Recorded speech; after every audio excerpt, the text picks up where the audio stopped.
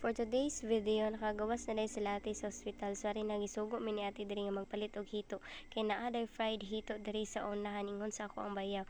Angel Hito House daw ni. So, gibaklay na namo diri ni Jailin. Gipangita namo kung asa dapit. Diri din sa Purok 2 magsaysay guys. So, ang gisugo ni ate sa mga 1 ka kilo lang daw nga hito. Kay by kilo man daw ni ang ilagi na baligya diri nga fried hito.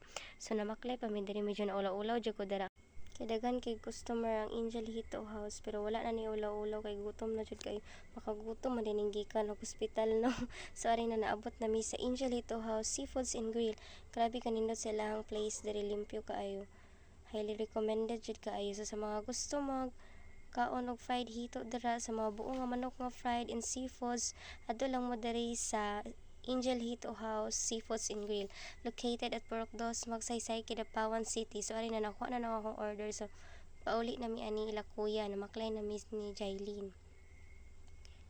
Pauli na mi ari na so ara kong order na pa day Queenie nakabutang no so sosyalan kaayo pero mali ang spelling. Ari na kalami. Mao lang to. Bye bye.